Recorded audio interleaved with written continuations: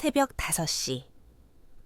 박순자 여사의 낡은 단독주택 부엌에는 어김없이 불이 켜졌다. 세상이 아직 짙은 남색 어둠에 잠겨 있을 시간이지만 최유진의 하루는 언제나 시어머니를 위한 보약을 다리는 것으로 시작되었다. 그녀는 마치 평생 이 일을 해온 사람처럼 능숙하고 경건한 손놀림으로 약재를 다듬고 정성스럽게 약탕기에 넣었다. 부엌에 은은하게 퍼지는 쌉쌀한 약자의 냄새는 이 집의 아침을 여는 상징과도 같았다. 순자 여사에게 유진은 하늘이 내려준 선물이었다. 아들 민호가 결혼하겠다고 이 아가씨를 데려왔을 때만 해도 순자 여사는 반신반의했다. 요즘 젊은 애들이 시부모를, 그것도 홀어머니를 모시고 사는 것을 달가워할 리 없다고 생각했기 때문이다. 하지만 유진은 달랐다. 그녀는 결혼 첫날부터 순자 여사의 손에 물 한 방울 묻히지 않게 하겠다며 부엌 살림을 도맡았고 매일같이 시어머니의 건강을 살뜰히 챙겼다. 어머님, 일어나셨어요? 밤새 편안히 주무셨고요. 예식시옷이지. 유진은 문근한 불에 오랫동안 달인 약을 정갈한 녹그릇에 담아 순자 여사의 방문 앞에서 조심스럽게 물었다. 그녀의 목소리는 언제나 꿀처럼 달콤하고 나긋나긋했다. 방문이 열리고 잠이 덜 깬 얼굴의 순자 여사가 나오자 유진은 환한 미소로 그녀를 맞았다. 그 미소는 이른 새벽의 어둠을 걷어내는 햇살처럼 따스하게 느껴졌다. 아이고, 우리 애기 또 이렇게 일찍 일어나서 이걸 준비했어. 힘들 텐데 그냥 잠이나 더 자지? 순자 여사는 유진의 손을 잡으며 안쓰러운 듯 말했다. 하지만 그녀의 얼굴에는 기쁨과 만족감이 역력했다. 며느리가 차려주는 따뜻한 약 한 그릇으로 아침을 시작하는 것은 이제 그녀의 가장 큰 낙이었다. 그녀는 며느리가 내미는 약그릇을 받아들고 툇마루에 걸터 앉았다. 유진은 자연스럽게 그녀의 옆에 앉아 시어머니가 약을 다 마실 때까지 곁을 지켰다. 이게 그렇게 귀한 약재라면서 마실 때마다 몸이 좋아지는 것 같아. 순자 여사가 빈 그릇을 내밀며 말했다. 하지만 그것은 사실이 아니었다. 솔직히 말해 그녀는 몇 달 전부터 몸 상태가 영 좋지 않았다. 자고 일어나도 개운하지가 않았고 부엌에서 거실로 몇 걸음만 옮겨도 숨이 찼다. 장을 보러 나갔다가 막상 사야 할 것을 잊어버리고 멍하니 서 있다가 돌아온 적도 한두 번이 아니었다. 그녀는 그저 나이가 들어 기력이 쇠하는 자연스러운 과정이라고만 생각했다. 늙으면 다 그런 것이라고. 세월 앞에는 장사가 없다고 스스로를 위로했다. 며느리가 이렇게 지극정성으로 몸보신을 시켜주는데도 차도가 없다는 사실이 미안해서. 그녀는 오히려 더 건강해지는 것 같다고 거짓말을 해야 했다.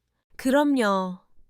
어머님, 지리산 깊은 골짜기에서만 난다는 약초로 만든 건데요. 꾸준히 드시면 10년은 더 젊어지실 거예요. 제가 매일 이렇게 다려드릴 테니 걱정 마세요. 유진은 상냥하게 웃으며 빈 약그릇을 받아들었다.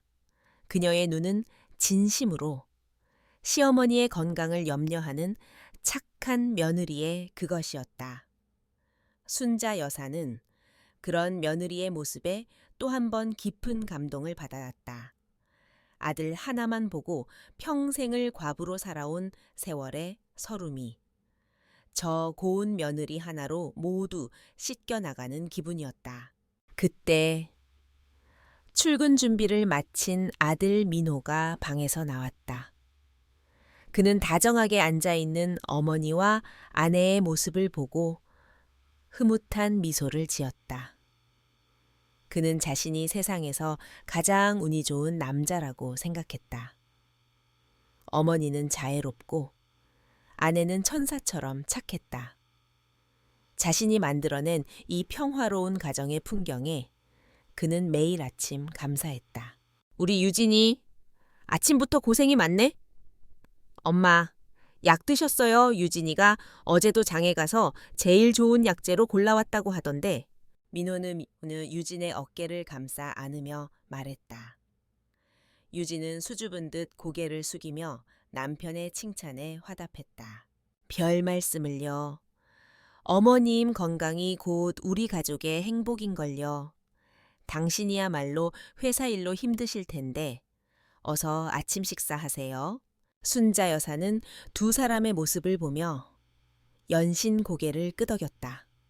아무리 봐도 흠잡을 데 없는 그림 같은 부부였다. 그녀는 요즘 들어 부쩍 심해진 건망증과 피로감을 애써 무시했다. 저렇게 예쁜 아이들이 행복하게 사는 모습을 오래오래 봐야 하는데 늙었다고 앓는 소리를 할 수는 없었다. 오히려 며느리가 해주는 약을 더 꼬박꼬박 잘 챙겨 마셔서 얼른 기운을 차려야겠다고 다짐했다. 그녀는 최근 들어 자신도 모르게 약 기운에 취해 낮잠을 자는 시간이 길어졌다는 사실을. 그리고 그 시간 동안 유진이 무엇을 하는지에 대해서는 전혀 알지 못했다. 가족들의 아침 식사가 끝나고 민호가 출근한 뒤 집안에는 다시 순자 여사와 유진, 단둘만이 남았다. 순자 여사는 며느리가 타준 따뜻한 커피를 마시며 텔레비전을 보기 시작했고 유진은 부엌으로 돌아가 설거지를 했다. 달그락거리는 그릇 소리가 평화롭게 들려왔다. 순자 여사는 소파에 편안하게 몸을 기댄 채 스르르 잠이 들었다. 최근 들어 그녀는 약을 마시고 난 후 한두 시간이 지나면 어김없이 깊은 잠에 빠져들곤 했다. 부엌에서 조용히 설거지를 하던 유진의 얼굴에서 상냥했던 미소가 거짓말처럼 사라졌다. 그녀의 표정은 차갑고 무감각해졌다. 거실에서 들려오는 시어머니의 고른 숨소리를 확인한 그녀는 하던 일을 멈췄다. 그리고 주방 수납장 가장 깊숙한 곳, 낡은 그릇들 뒤에 숨겨두었던 작은 상자를 꺼냈다. 상자 안에는 출처를 알 수 없는 흰 가루가 담긴 작은 비닐 약봉지가 여러 개 들어 있었다. 그녀는 그중 하나를 꺼내 들고 잠시 망설였다. 조금만 더. 이제 거의 다 왔어. 그녀의 마음속에서는 차가운 목소리가 울려 퍼졌다. 처음에는 죄책감에 손이 떨렸지만 이제는 무뎌진 지 오래였다. 그녀는 이 지긋지긋한 시어머니 시중과 가난에서 벗어날 날만을 손꼽아 기다리고 있었다. 남편 민호는 착했지만 무능했다. 월급은 뻔했고 이 집안의 유일한 재산은 순자 여사 명의로 된 이 낡은 주택과 얼마 되지 않는 연금이 전부였다. 유진은 그 모든 것을 손에 넣고 싶었다. 자신의 이름으로 된 번듯한 집, 마음껏 쓸 수 있는 돈, 그리고 이 답답한 집구석에서의 해방. 그것을 위해서는 늙은 시어머니가 사라져야만 했다. 빠르고 흔적 없이. 모두가 자연스러운 노화안이라고 믿게끔 만들어야 했다. 그녀는 내일 아침 시어머니에게 먹일 약탕기 안을 차가운 눈으로 들여다보았다. 약재들 사이에 아주 작은 양의 흰 가루를 섞는 것은 이제 눈을 감고도 할 수 있는 일이 되었다. 아무도 의심하지 않을 것이다. 아들조차도. 그녀가 세상에서 가장 효심 깊은 아내라고 굳게 믿고 있으니까. 유진은 약봉지를 다시 상자에 넣어 깊숙이 숨겼다.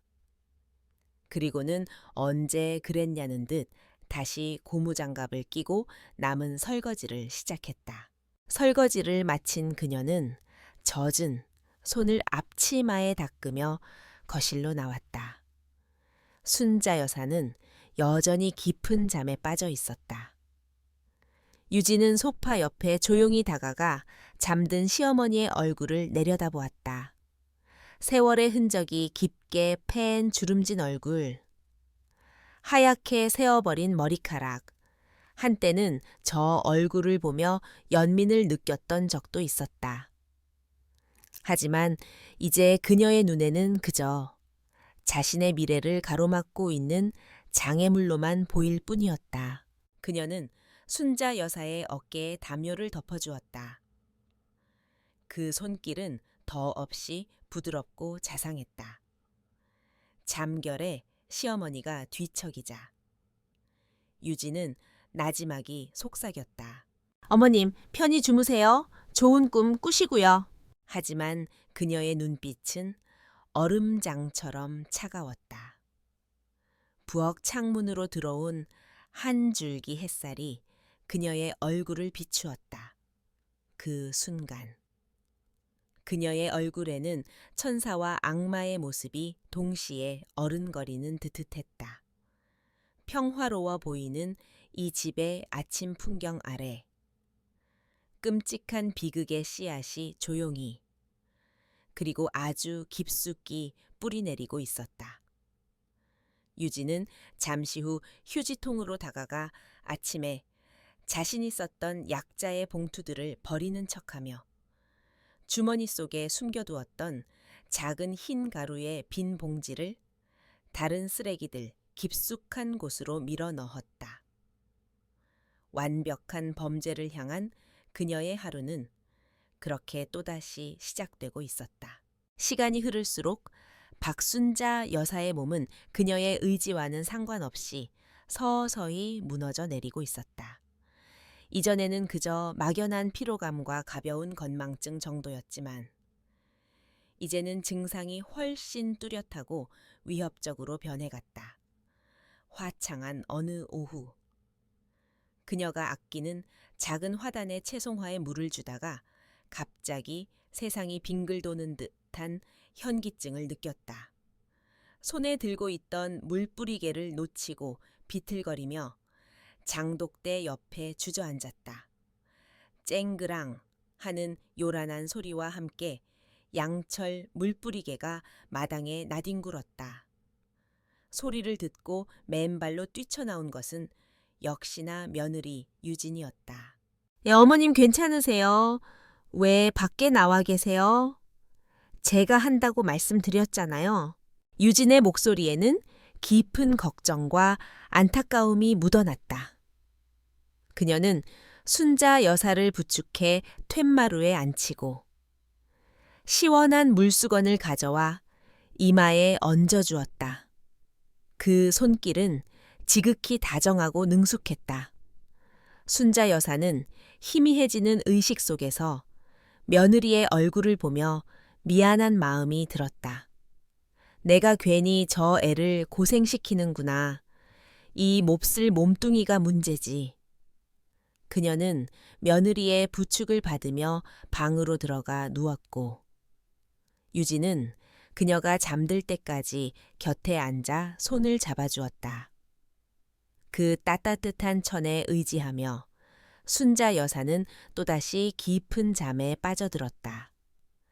그녀가 잠든 것을 확인한 유진의 얼굴에서 따스한 온기가 사라지는 데는 그리 오랜 시간이 걸리지 않았다. 그녀는 차가운 눈으로 잠든 시어머니의 얼굴을 잠시 내려다본 뒤 조용히 밖으로 나가 마당에 나뒹구는 물뿌리개를 제자리에 갖다 놓았다. 그녀의 얼굴에는 어떤 동요도 없었다.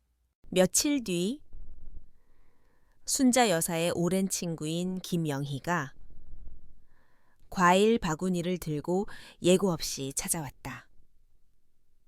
영희는 순자 여사와 같은 동네에서 나고 자라 평생을 함께 늙어온 막역한 사이였다. 그녀는 입은 거칠어도 속정은 누구보다 깊은 친구였다. 순자야, 살아는 있었냐? 요새 통 얼굴 보기가 힘들어서 죽었나 살았나 보러 왔다. 영희는 대문에서부터 쩌렁쩌렁한 목소리로 외치며 들어섰다. 마침 거실에서 뜨개질을 하던 순자 여사가 반갑게 그녀를 맞았다. 유진은 재빨리 부엌에서 나와 환한 미소로 친구를 맞이하며 시원한 오미자차를 내왔다. 영희는 싹싹하고 예의 바른 유진의 모습을 잠시 훑어보더니 이내 순자 여사의 얼굴로 시선을 고정했다. 세상에? 너 얼굴이 왜 이 모양이냐? 영희는 순자 여사의 얼굴을 이리저리 뜯어보며 대뜸 말했다. 그녀의 직설적인 말에 순자 여사의 얼굴이 살짝 굳었다. 뭐가 어때서 그래? 나이 들면 다 이런 거지. 나이 든다고 다 너처럼 낯빛이 똥빛이 되진 않아. 우리 며느래가 매일같이 지리산 꿀이며 녹용이며 다려서 입에 넣어준다고 그렇게 자랑을 하더니만 그 좋은 것들은 다 어디로 가고 얼굴은 이 꼴이냔 말이다. 꼭 며칠 굶은 사람 같네. 영희의 가시 돋친 말에 옆에서 과일을 깎던 유진의 손이 순간 멈칫했다. 하지만 그녀는 금세 표정을 갈무리하고는 슬픈 얼굴로 말했다. 이모님, 제가 정성이 부족한가 봐요. 어머님이 통 기운을 못 차리셔서 저도 속상해 죽겠어요. 더 좋은 약재라도 알아봐야 할까 봐요. 그 애처로운 모습에 순자 여사는 오히려 친구가 무안해졌다. 그녀는 영희의 팔을 툭 치며 타박했다. 네오는 오랜만에 와서 한다는 소리가 그거냐? 우리 애기 들으면 서운해하겠다. 얘가 나한테 얼마나 잘하는데 요즘 애들 같지 않게 속이 깊어도 보통 깊은 애가 아니야. 복덩이지. 우리 집 복덩이. 순자 여사는 며느리를 감싸며 칭찬을 늘어놓았다. 하지만 영희는 의심스러운 눈초리를 거두지 않았다. 그녀는 순자 여사의 얼굴을 유심히 살피며 혼잣말처럼 중얼거렸다. 글쎄다. 아무리 봐도 좋은 거 먹고 건강해지는 사람 얼굴은 아닌데 꼭 무슨 독이라도 몸에 쌓인 사람 마냥 푸석푸석한 게 너 병원 검사라도 한번 제대로 받아봐라.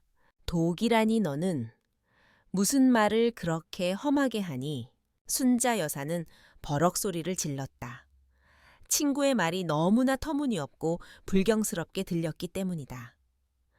어떻게 저렇게 착한 며느리를 앞에 두고 그런 끔찍한 말을 할 수 있단 말인가. 분위기는 순식간에 어색해졌다. 영희는 더 말해봐야 소용없다는 듯 입을 다물었고 유진은 아무 말 없이 과일만 깎았다. 그날 영희는 얼마 앉아있지 않고 자리에서 일어났다. 그녀는 돌아가기 전 순자 여사의 귀에 대고 나지막이 속삭였다. 순자야, 내가 괜한 소리 하는 게 아니다. 세상에 믿을 놈 하나 없다는 말도 있잖냐. 10길 물속은 알아도 한 길 사람 속은 모르는 법이야. 정신 똑바로 차리고 살아.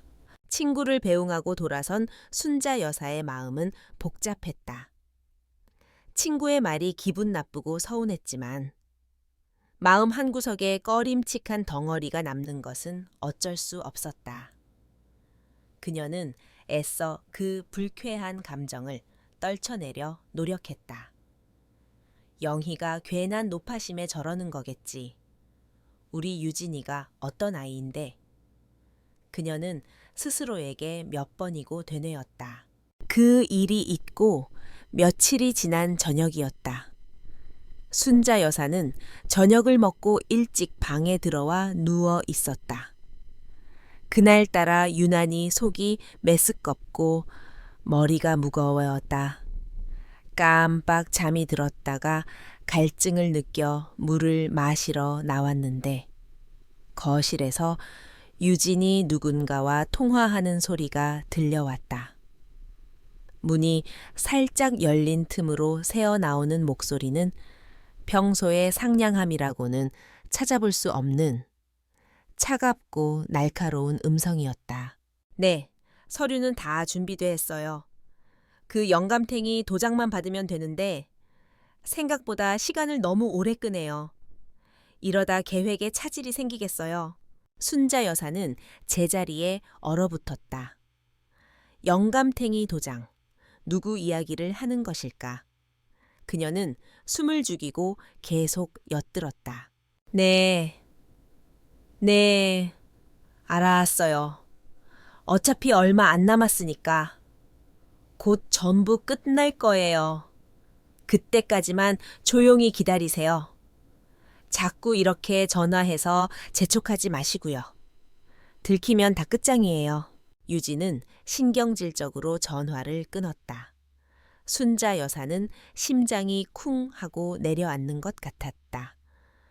곧 전부 끝날 것이다. 그 말이 마치 사형선고처럼 귓가에 울렸다. 그녀는 급히 방으로 돌아와 이불을 뒤집어 쓰고 누웠다. 온몸이 사시나무처럼 떨려왔다.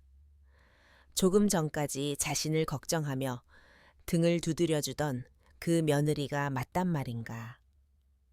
그 차갑고 계산적인 목소리는 너무나 낯설었다. 잠시 후 유진이 방문을 조심스럽게 열고 들어왔다. 어머님, 주무세요? 어디 불편하신 데는 없으시고요.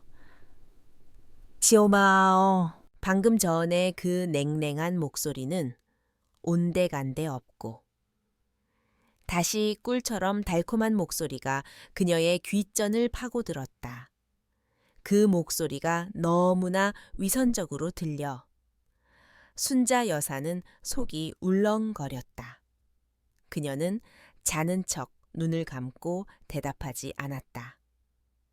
유진은 그녀가 잠들었다고 생각했는지 조용히 문을 닫고 나갔다. 그날 밤 순자 여사는 한숨도 자지 못했다. 친구 영희의 말이 그리고 방금 들은 유진의 통화 내용이 머릿속을 떠나지 않았다. 설마. 아니야. 내가 잘못 들었을 거야. 뭔가 오해가 있었을 거야. 그녀는 필사적으로 부정했지만 한번 피어오른 의심의 씨앗은 걷잡을 수 없이 자라나 그녀의 마음을 좀먹기 시작했다.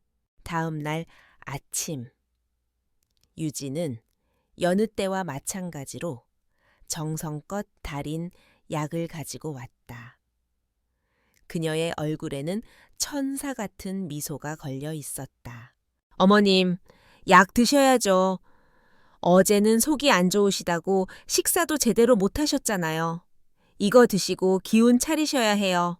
순자 여사는 떨리는 손으로 약그릇을 받아들었다.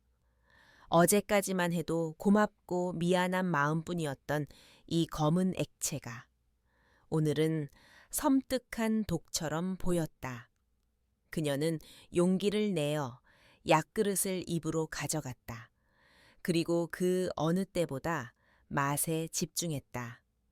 쌉쌀한 한약재의 향 뒤로 아주 희미하게 전에는 전혀 의식하지 못했던 이상한 맛이 느껴졌다.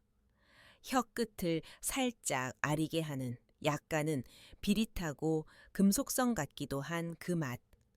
그 맛의 정체를 깨닫는 순간 그녀의 온몸의 피가 차갑게 식는 것 같았다. 그것은 생명의 맛이 아니었다. 아주 천천히, 소리 없이 생명을 갉아먹는 죽음의 맛이었다. 순자 여사는 눈을 크게 뜬 채 맞은편에서 자신을 인자하게 바라보고 있는 며느리의 얼굴을 응시했다. 저 아름다운 미소 뒤에 감춰진 진짜 얼굴은 과연 무엇일까? 거대한 공포가 그녀의 심장을 서서히 올가매기 시작했다. 그날 밤, 박순자 여사는 뜬 눈으로 밤을 새웠다. 머릿속에서는 수만 가지 생각이 폭풍처럼 휘몰아쳤다. 며느리에 대한 믿음과 끔찍한 의심이 서로 뒤엉켜 그녀를 혼란의 구렁텅이로 몰아넣었다. 하지만 더 이상 혼란 속에만 머무를 수는 없었다. 이것이 망상인지 아니면 끔찍한 진실인지 자신의 목숨을 걸고서라도 확인해야만 했다. 동이 트기 시작할 무렵 그녀는 마침내 결심을 굳혔다. 그녀의 눈빛은 더 이상 두려움에 떨고 있지 않았다. 그 자리에는 비장함마저 감돌았다. 아침이 되자 어김없이 유진이 약그릇을 들고 방문 앞에 섰다. 순자 여사는 평소보다 더 지치고 쇠약한 모습으로 그녀를 맞았다. 그것은 절반은 연기였고 절반은 진심이었다. 어머님, 안색이 더 안 좋아지셨어요. 어제 잠을 설친 건 아니시고요. 유진은 걱정스러운 얼굴로 그녀의 이마를 짚었다. 순자 여사는 그 위선적인 손길에 소름이 돋았지만 애써 태연한 척 고개를 저었다. 아니다. 그냥 나이가 드니 잠이 줄어서 그런다. 그녀는 유진이 내민 약그릇을 받아들었다. 심장이 미친 듯이 방망이질 쳤지만 그녀의 손은 의외로 떨리지 않았다. 그녀는 미리 준비해둔 계획을 실행으로 옮겼다. 약을 입으로 가져가는 척하다가 갑자기 심한 기침을 영업후 터뜨렸다. 콜록, 콜록 온몸을 들썩이며 기침하는 통에 그릇을 들고 있던 손이 심하게 흔들렸고 검은 약물이 절반 가까이 방바닥으로 쏟아졌다. 어머나 어머님, 괜찮으세요? 유진이 경악하며 소리쳤다. 그녀의 시선은 순자 여사의 안위보다는 바닥에 흥건하게 쏟아진 검은 액체에 더 오래 머물렀다. 계획에 차질이 생겼다는 초조함이 그녀의 얼굴에 잠시 스쳐 지나갔다. 그 찰나의 순간을 순자 여사는 놓치지 않았다. 유진이 허둥지둥 걸레를 찾으러 간 사이 순자 여사는 품속에 숨겨두었던 작은 유리병 이전에 비타민제 약병으로 쓰던 것이었다을 꺼내 그릇에 남은 약을 재빨리 담았다. 그리고는 아무 일도 없었다는 듯 그릇에 아주 조금 남은 약물까지 입에 털어넣고는 힘겹게 삼켰다. 아이고, 내가 정신이 없어서 이 귀한 걸 다 쏟아버렸구나. 미안하다, 애기야. 걸레를 들고 온 유진에게 순자 여사는 자책하듯 말했다. 유진은 괜찮다고. 다시 다려드리면 된다고 말하면서도 못마땅한 기색을 완전히 숨기지는 못했다. 그녀는 바닥을 닦으며 시어머니가 약을 너무 적게 마셨다는 사실에 신경이 쓰였다. 하지만 이내 고개를 저었다. 하루 정도는 괜찮겠지. 저렇게 몸도 제대로 못 가누는 걸 보니 어차피 시간 문제야. 그녀는 스스로를 안심시켰다. 순자 여사는 그런 며느리의 속내를 꿰뚫어 보듯 조용히 유리병을 옷솜에 깊숙이 감췄다. 그날 오전 순자 여사는 외출 준비를 했다. 유진이 어디를 가시냐고 묻자 그녀는 정기적으로 다니는 동네 내과에 검진을 받으러 간다고 둘러댔다. 제가 모시고 갈게요. 어머님, 혼자 가시면 힘드세요? 유진이 살갑게 말하며 따라 나서려 했다. 순자 여사는 단호하게 손을 저었다. 아니다. 너는 집안일도 해야 하고 힘든데 뭘 따라 나서. 나도 오랜만에 바깥바람도 쐴 겸. 혼자 천천히 다녀오고 싶구나. 걱정 말고 집 보고 있어라. 그녀의 태도가 워낙 완강했기에 유진도 더는 고집을 부리지 않았다. 사실 시어머니가 없는 편이 그녀에게는 더 자유롭고 좋았다. 순자 여사가 현관을 나서는 것을 확인하자마자 유진은 곧바로 전화기를 들었다. 그녀가 통화하는 상대는 얼마 전부터 집을 팔기 위해 접촉하고 있던 부동산 중개인 김 씨였다. 김 사장님, 저예요. 네, 지금 집을 비우셨어요. 그런데 아직 도장을 받을 틈이 없네요. 자꾸 몸이 안 좋다고 하시니 네, 매수자가 기다리기 힘들다고요. 조금만 더 시간을 주세요. 어떻게든 이번 주 안으로는 해결해 볼게요. 유진은 초조하게 거실을 서성였다. 모든 것이 계획대로 되어가는 듯 했지만 시어머니의 건강이 생각보다 더디게 나빠지는 것이 문제였다. 빨리 이 낡은 집을 처분하고 목돈을 손에 쥔 다음 요 양병원에라도 보내버려야 하는데 그녀의 탐욕스러운 계획은 시간을 다투고 있었다. 한편 집을 나선 순자 여사는 동네 내과가 아닌 정반대 방향으로 가는 버스에 올라탔다.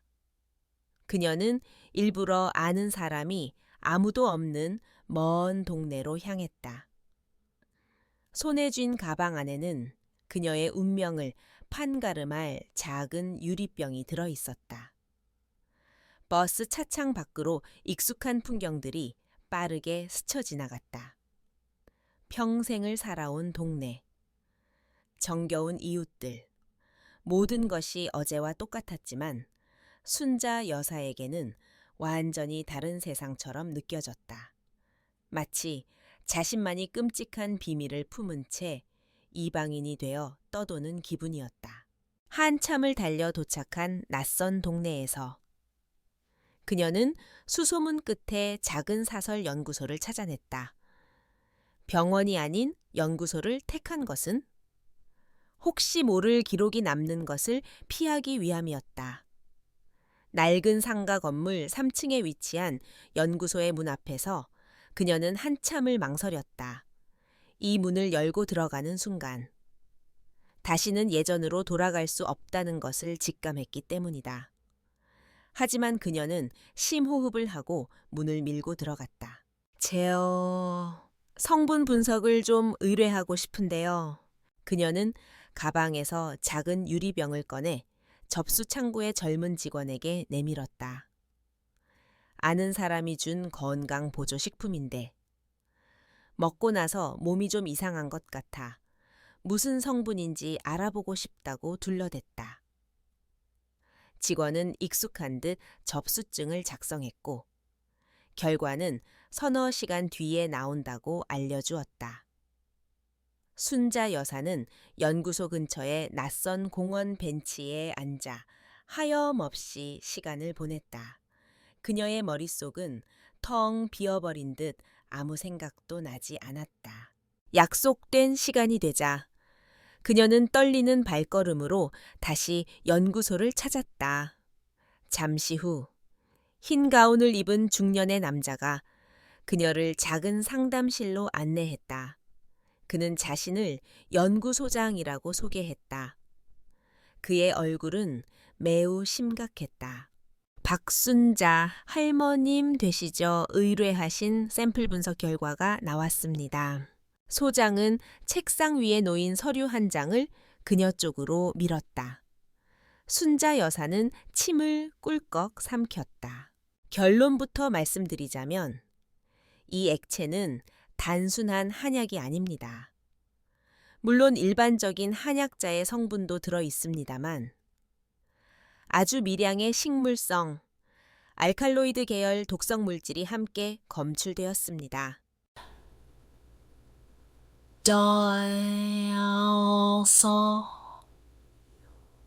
순자 여사의 입에서 간신히 한마디가 새어 나왔다. 세상의 모든 소리가 한순간에 사라지는 듯했다. 네, 협죽도라는 식물에서 추출할 수 있는 성분과 유사합니다. 이 성분은 한 번에 다량을 섭취하면 급성 중독으로 사망에 이를 수도 있지만 이렇게 미량을 장기간에 걸쳐 꾸준히 복용하게 되면 몸에 서서히 축적되면서 만성 중독 증상을 일으킵니다. 소장은 안타깝다는 듯 순자 여사를 바라보며 말을 이었다. 어지럼증, 구토, 복통, 시력 저하, 그리고 심각한 기억력 감퇴를 유발하죠. 신경계를 서서히 마비시키고 결국에는 심장마비로 이어질 수 있는 아주 위험한 물질입니다. 누군가 아주 악의적으로 자연적인 노환처럼 보이게끔 할 의도로 장기간에 걸쳐 복용시킨 것으로 보입니다. 소장의 말이 끝나는 순간 순자 여사의 세상은 산산조각나며 무너져 내렸다. 마지막까지 붙잡고 있던 희미한 희망. 이것이 모두 자신의 늙고 병든 망상일 것이라는 마지막 바람이 산산이 부서졌다. 그동안 겪었던 모든 고통의 이유가 눈앞에 검은 글씨로 인쇄된 종이 위에 명백하게 드러나 있었다. 그것은 단순한 배신이 아니었다. 그것은 자신이 딸처럼 아끼고 사랑했던 존재가 매일 아침 웃는 얼굴로 자신에게 건네던 살인의 의도였다. 다정한 목소리, 따뜻한 손길, 걱정스러운 눈빛, 그 모든 것이 자신을 죽음으로 몰고 가기 위한 정교한 연극이었다는 사실이 비수처럼 심장에 박혔다.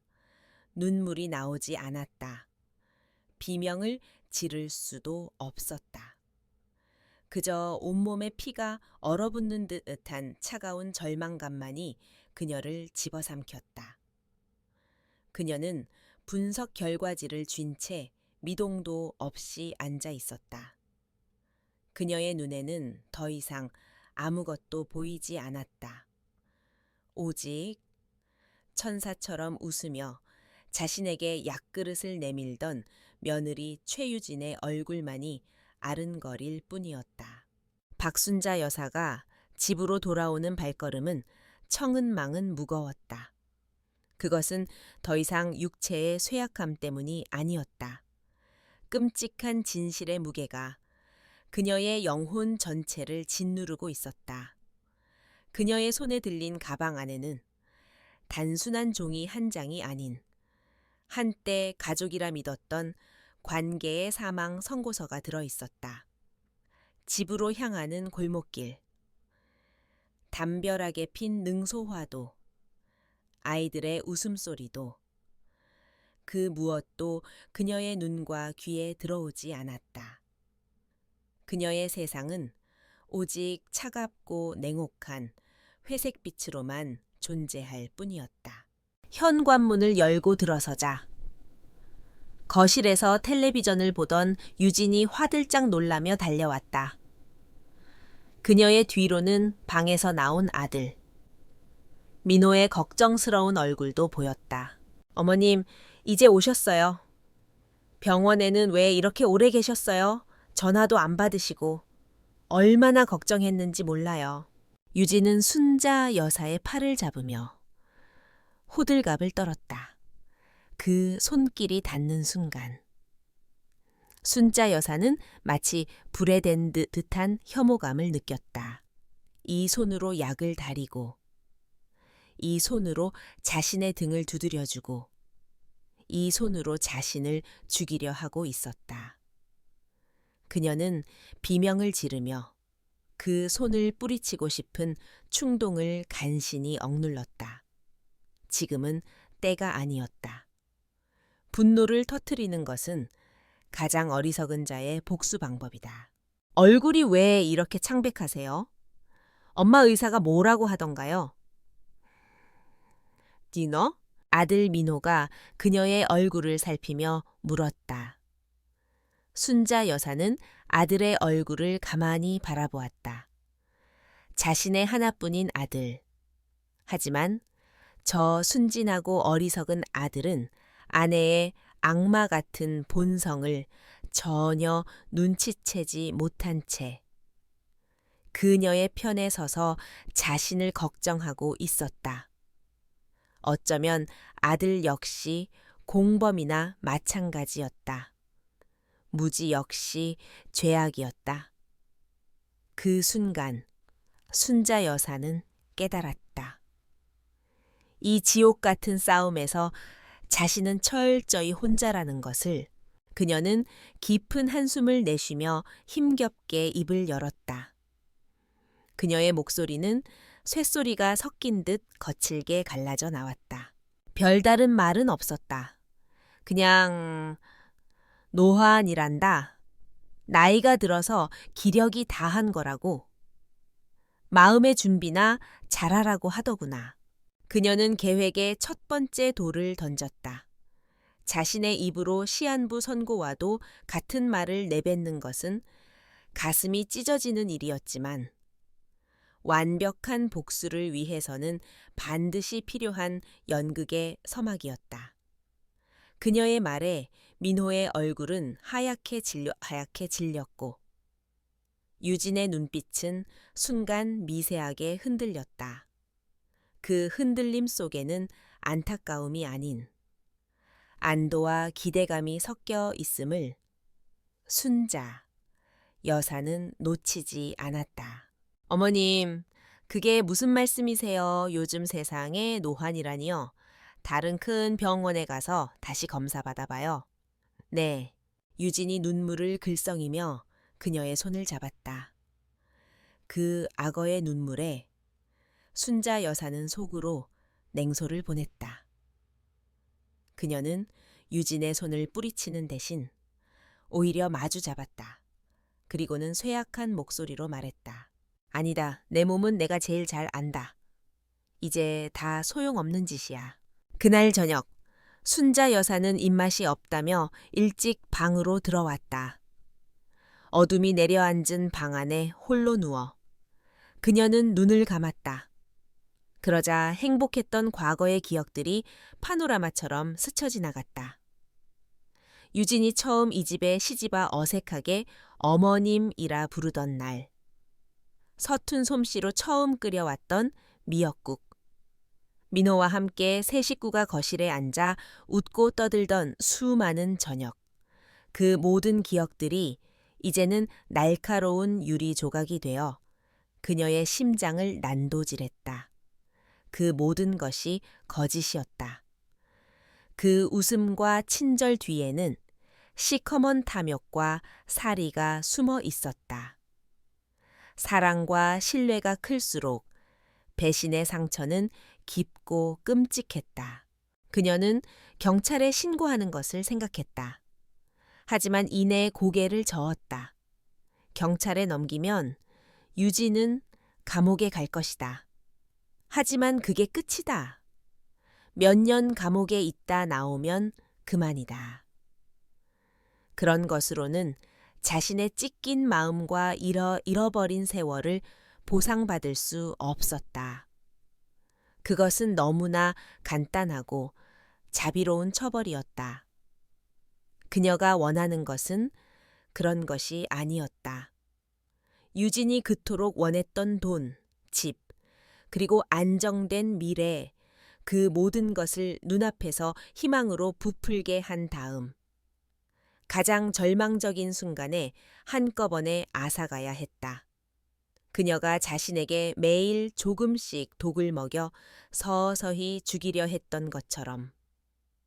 자신도 그녀의 희망과 영혼을 매일 조금씩 갉아먹어 서서히 파멸시켜야 했다. 법의 심판이 아닌 하늘의 심판 태임파, 바로 자신이 그 하늘이 되어 직접 벌을 내리리라.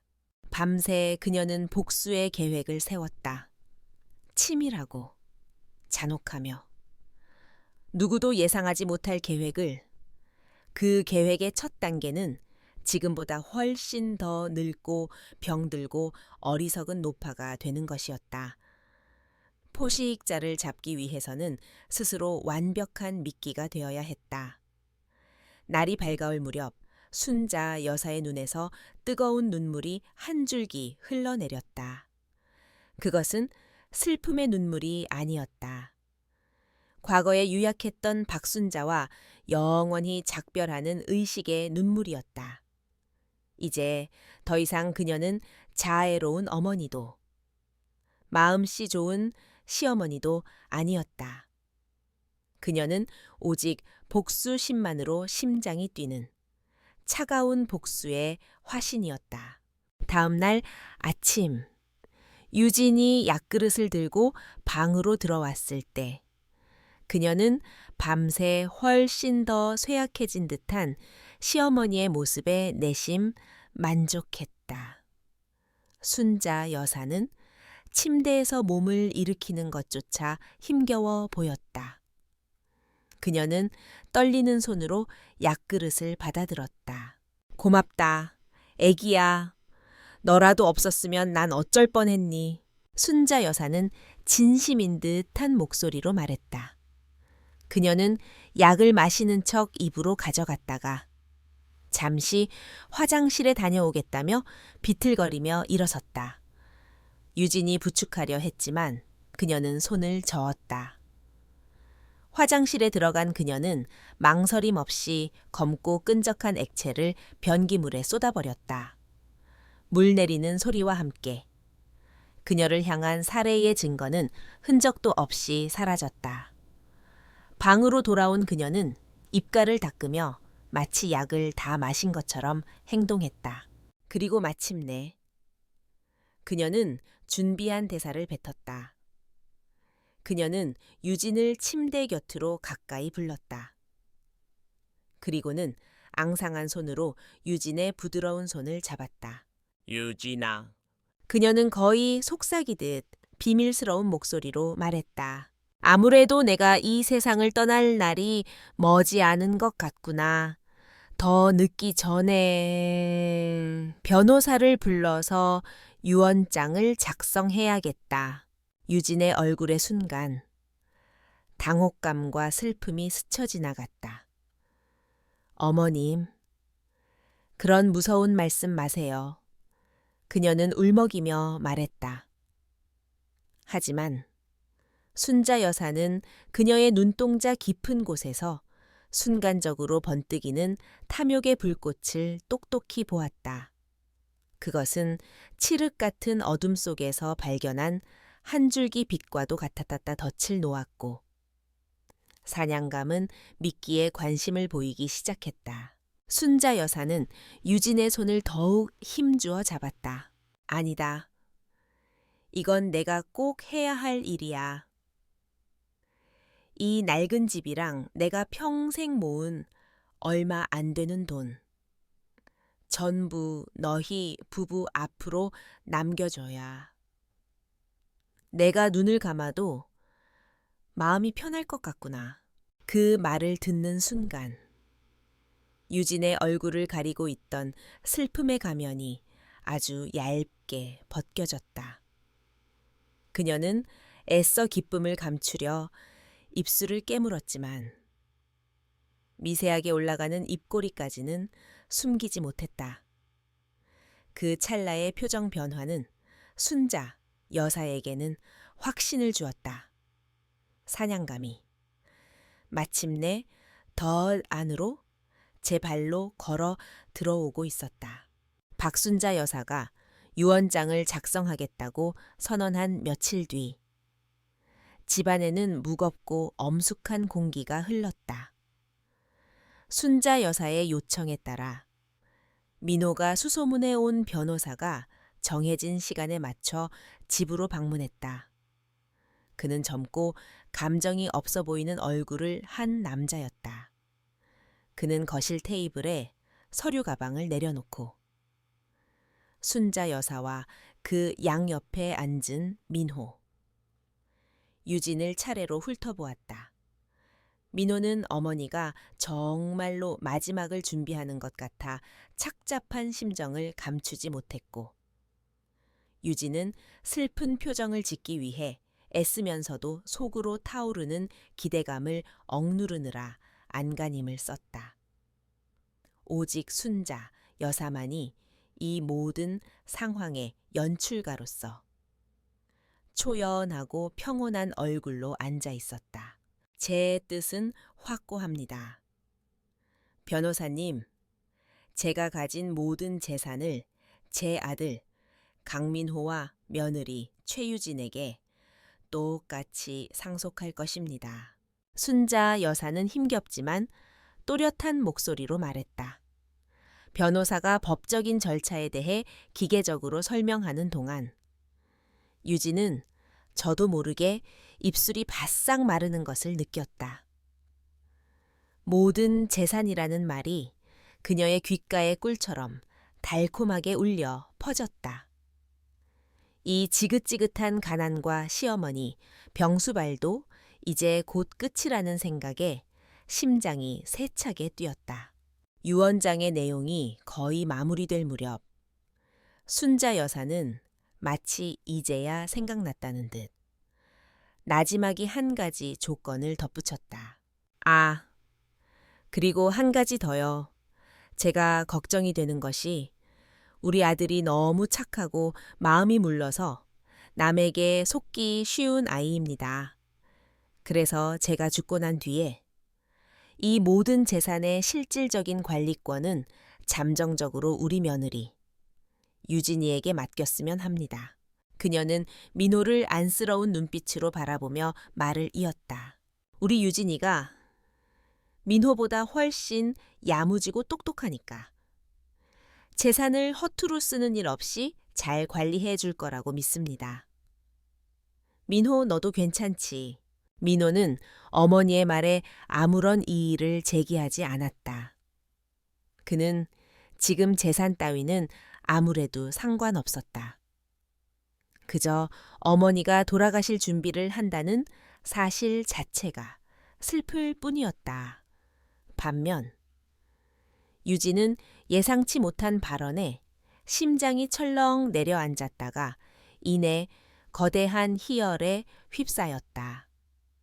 시어머니가 자신을 이토록 신뢰하고 있었다니. 아들보다도 자신을 더 믿고 모든 것을 맡기려 하다니. 이것은 그녀의 승리였다. 그녀는 자신의 영희가 완벽하게 성공했음을 확인하며 속으로 쾌재를 불렀다. 어머님, 아니에요. 제가 어떻게 그런 큰일을... 민호 씨가 있는데... 그녀는 겸양을 떨며 사양했지만 그녀의 눈은 이미 미래의 재산 관리인으로서 반짝이고 있었다. 순자 여사는 그런 유진의 손을 부드럽게 잡아주며 말했다. 아니다. 내가 사람 보는 눈은 있다. 내게 맡겨야 내가 마음이 편해. 그렇게 유언장 작성이 끝났다. 변호사가 돌아가고 집안에는 다시 정적이 흘렀다. 그날 이후 유진은 순자 여사를 더욱더 살뜰하게 보살폈다. 그녀에게 순자 여사는 이제 곧 막대한 유산을 안겨주고 사라질 고마운 존재가 되어 있었다. 순자 여사의 복수극은 이제 두 번째 단계로 접어들었다. 유진의 주머니를 서서히 비워내는 단계였다. 며칠 뒤 순자 여사는 일부러 유진이 들을 수 있는 마당에서 옆집 할머니와 두런두런 이야기를 나누었다. 글쎄 말이야.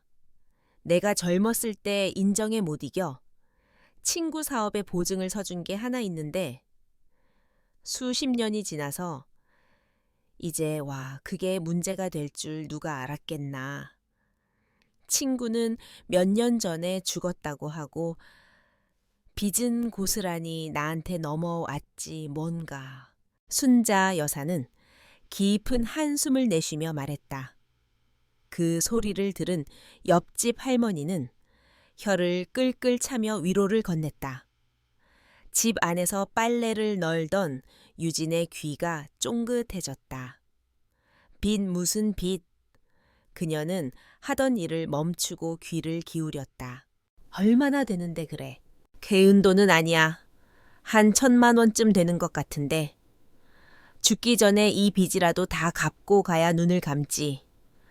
자식들한테 빚까지 물려줄 수는 없자는가. 1,000만 원. 유진에게는 분명 큰 돈이었지만 앞으로 들어올 재산에 비하면 아무것도 아니었다. 하지만 그녀는 빚이라는 존재 자체가 거슬렸다. 혹시라도 채권자들이 나타나 상속 절차를 복잡하게 만들 수도 있었다. 그녀는 이 문제를 자신이 직접 해결해야겠다고 마음먹었다. 그날 저녁, 순자 여사는 자신의 방에서 두 번째 미끼를 던졌다. 그녀는 수화기를 들고 실제로는 아무데도 연결되지 않은 전화기에 대고 낮은 목소리로 연기를 시작했다.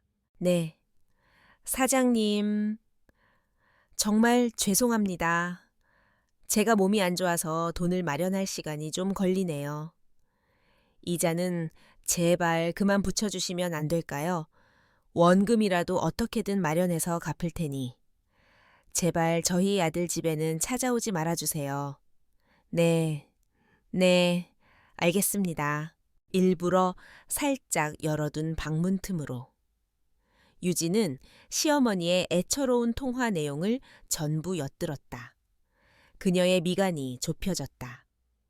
채권자가 집으로 찾아온다는 것은 상상만 해도 끔찍했다. 만약 민호가 이 사실을 알게 되면 일이 귀찮아질 수도 있었다. 유진은 결심을 굳히고 시어머니의 방으로 들어갔다. 그녀는 금방이라도 울음을 터뜨릴 것 같은 얼굴로 순자 여사의 손을 잡았다. 어머님, 방금 통화하시는 거 들었어요. 빚이 있으셨으면 왜 진작 저희한테 말씀을 안 하셨어요? 저희가 있잖아요. 어머님 혼자 그런 걱정을 하게 만들어서 죄송해요. 순자 여사는 당황한 척하며 손사래를 쳤다. 아니다. 아니다. 너희들이 힘들게 번 돈을 어떻게 내가 알아서 할 수 있다. 아니에요. 어머님, 이제 저희는 한 가족이잖아요. 어머님 빚이 곧 저희 빚이에요. 저희가 모아둔 돈이 조금 있어요. 그걸로 먼저 해결해 드릴게요. 그러니 어머님은 아무 걱정 마시고 편히 쉬세요. 유진은 자신이 얼마나 속 깊고 유능한 며느리인지를 보여주고 싶었다. 시어머니가 인정한 재산 관리인으로서의 능력을 증명하고 싶었다. 그녀는 이 위기를 해결함으로써 집안에서의 자신의 입지를 더욱 굳건히 할 수 있다고 믿었다. 결국 순자 여사는 며느리의 효심에 못 이기는 척 고맙다며 눈물을 글썽겼다. 그녀는 떨리는 손으로 옷장 깊숙한 곳에서 낡은 수첩을 꺼내 그 안에 적힌 가짜 채권자의 은행, 계좌번호를 유진에게 알려주었다. 그 계좌는 사실 그녀가 수년 전 아무도 모르게 개설해둔 자신의 차명 계좌였다. 그날 밤 유진은 자신의 휴대폰으로 인터넷 뱅킹에 접속했다. 그녀는 민호와 자신의 월급을 차곡차곡 모아두었던 공동 생활비 통장을 망설임 없이 열었다. 이체 금액을 입력하는 그녀의 손가락은 아주 잠시 떨렸다. 1,000만 원이라는 돈은 결코 적은 돈이 아니었다. 하지만 그녀는 이것이 더 큰 것을 얻기 위한 투자라고 생각했다. 낡고 귀찮은 과거를 청산하고 빛나는 미래를 맞이하기 위한 마지막 정리 비용이라고. 아이치 완료. 메시지가 휴대폰 화면에 선명하게 떠올랐다. 유진의 통장에서는 1,000만 원이 빠져나갔지만 그녀의 마음은 오히려 후련했다. 그녀는 이제 모든 장애물이 제거되었다고 믿었다. 막대한 유산을 상속받을 날이 한 걸음 더 가까워졌다고 확신했다. 그녀는 어둠 속에서 만족스러운 미소를 지었다. 자신의 돈으로. 자신의 파멸을 향한 첫 번째 할부금을 기꺼이 지불했다는 사실을 꿈에도 모른 채 유진의 돈으로 가짜 빚을 청산한 뒤 박순자 여사의 복수극은 조용히 다음 장으로 넘어갔다. 그녀의 새로운 목표는 아들 강민호였다.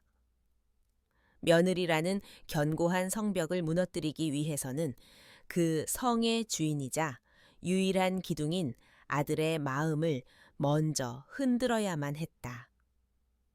그녀는 결코 유진을 직접적으로 비난하는 어리석은 방식을 택하지 않았다.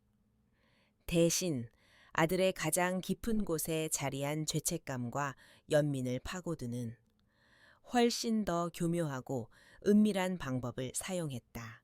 어느 주말 오후 순자 여사는 거실 소파에 앉아 낡은 흑백 사진첩을 무릎 위에 올려두고 있었다.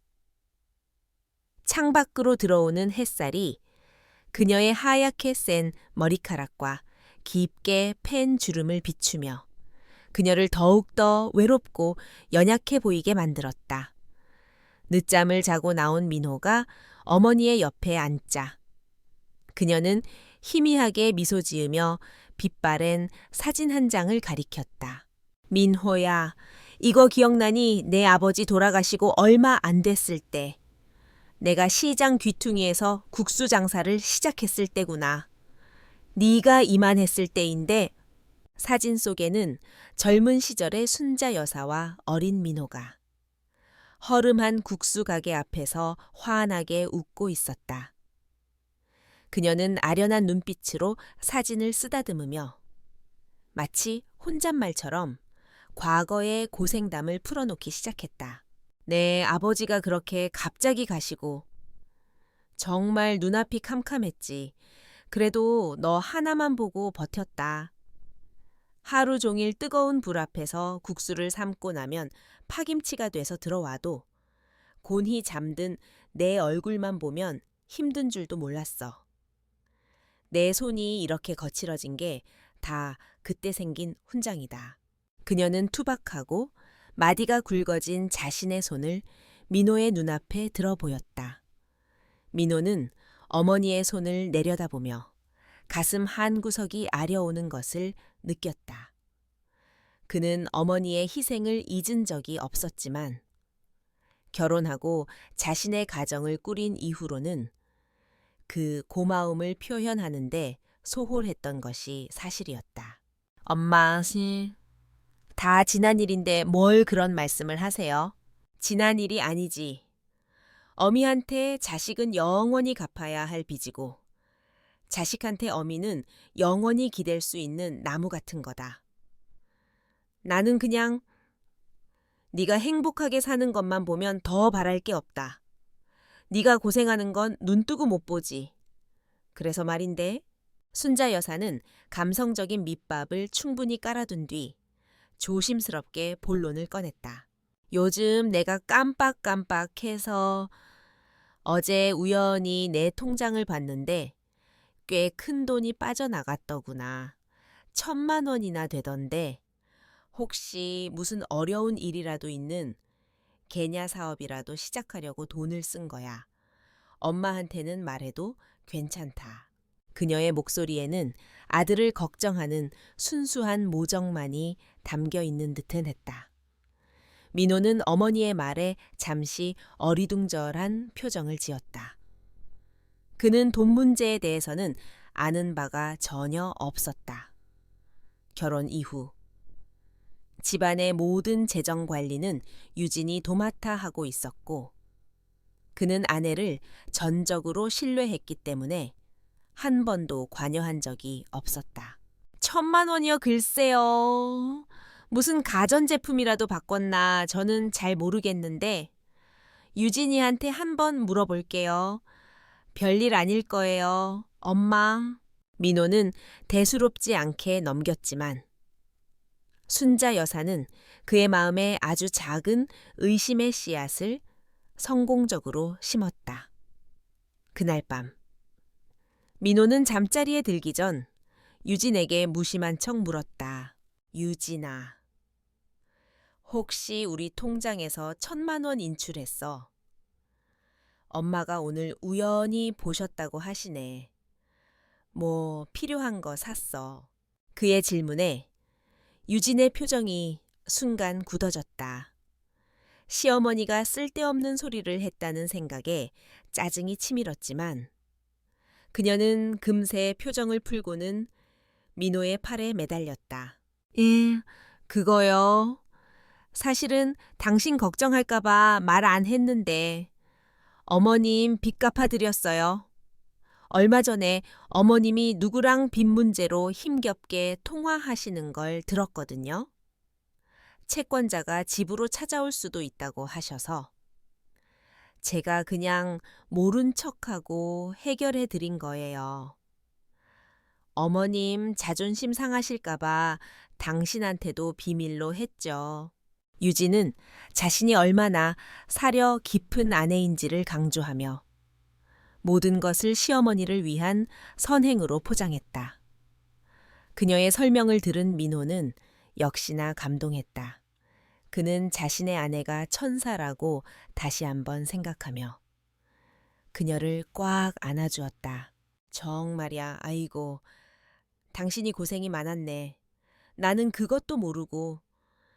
엄마는 왜 그런 힘든 일을 우리한테 말도 안 하시고 혼자 끙끙 앓으셨을까? 표면적으로 모든 의문은 풀렸다. 하지만 민호의 마음속에는 이전에는 없었던 아주 미세한 감정의 파문이 일었다. 그래도 우리 둘이 함께 모은 돈인데 쓰기 전에 나한테 한마디 상이라도 해주지. 그것은 아내에 대한 서운함이라기보다는 자신이 집안의 중요한 결정에서 소외되었다는 느낌에 가까웠다.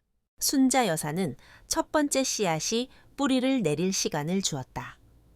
그리고 며칠 뒤 두 번째 씨앗을 뿌릴 준비를 했다. 그녀는 민호의 서재를 정리해주겠다며 방으로 들어갔다. 그리고는 일부러 유진이 쇼핑을 하고 와서 아무렇게나 던져둔 잡지 사이에 끼워져 있던 명품 가방 영수증을 발견했다. 저녁 식사 후 민호가 서재에서 책을 읽고 있을 때 그녀는 영수증을 들고 조심스럽게 들어갔다. 민호야, 혹시 방해했니? 이게 내 책상 밑에 떨어져 있더구나. 네가 유진이한테 주는 선물이라도 산 게냐. 그녀는 아무것도 모른다는 순진한 얼굴로 영수증을 내밀었다. 민호는 영수증을 받아들고는 눈살을 찌푸렸다. 300만 원이 넘는 명품 가방이었다. 문제는 가격이 아니었다. 그의 시선은 영수증 하단에 찍힌 날짜에 머물렀다. 그것은 바로 유진이 시어머니의 빚을 갚아주느라 큰돈을 썼다고 말한 바로 그날이었다. 그런데 날짜를 보니 이게 우리가 돈 때문에 힘들어하던 바로 그날이 아니니 엄마 빚 갚아주느라 생활비도 빠듯하다고 걱정했었는데 순자 여사는 결정적인 한마디를 덧붙이고는 아들의 표정을 살피며 조용히 방을 나갔다. 그날 밤 부부의 침실에는 처음으로 냉기가 흘렀다. 민호는 침대에 누워 휴대폰을 보고 있는 유진에게 영수증을 던지듯 보여주었다. 유진아, 이게 뭐야? 어머님 빚 갚느라 힘들다던 날. 백화점에 가서 이 가방을 산 거야.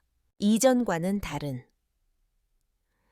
날카롭고 싸늘한 남편의 목소리에 유진은 깜짝 놀랐다.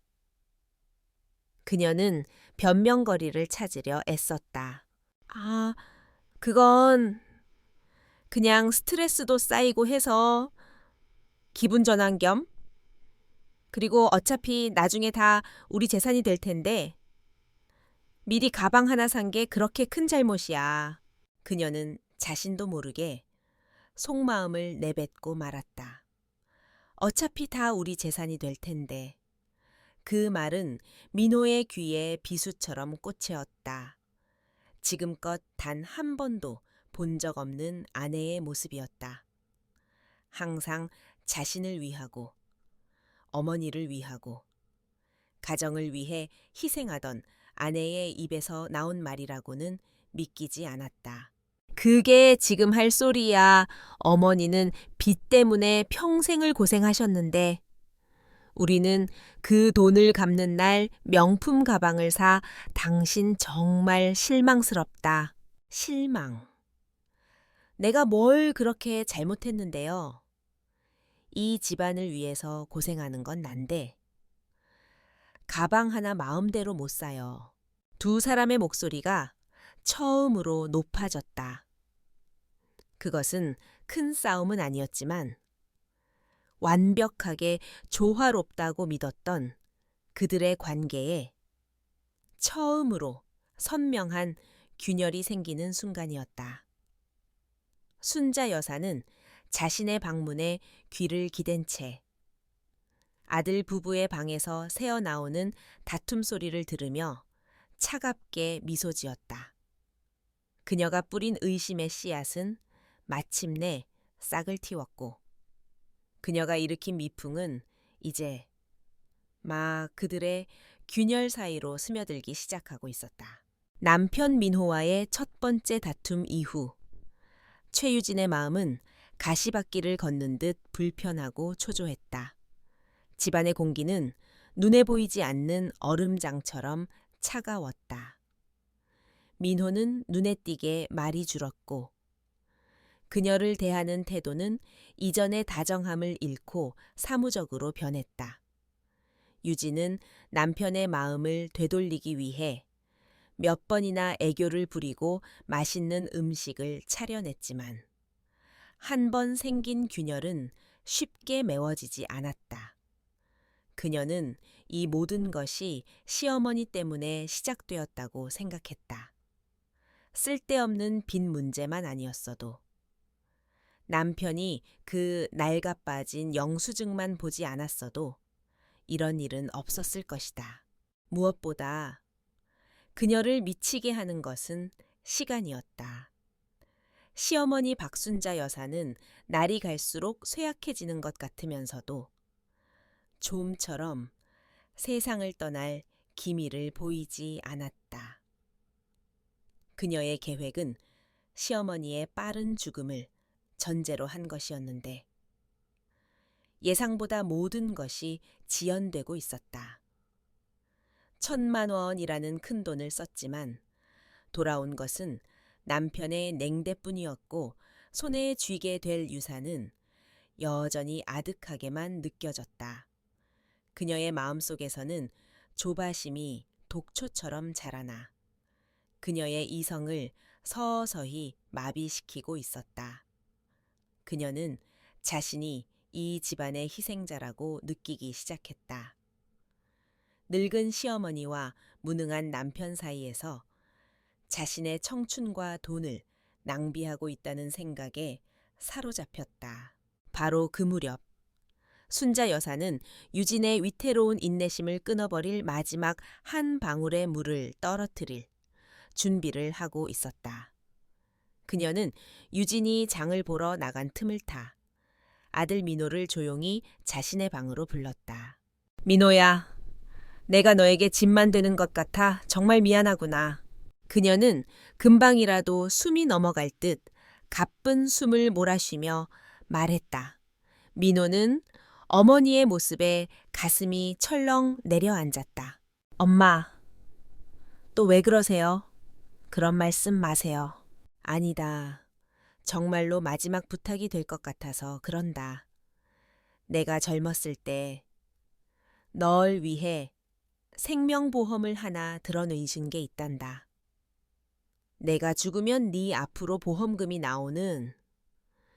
그런데 마지막 보험료를 딱 한 번만 더 내면 되는데 그걸 못 내면 평생 부은 돈이 전부 물거품이 된단다. 액수가 좀 커서 500만 원만 있으면 되는데 순자 여사는 아들의 손을 잡으며 애원하듯 말했다.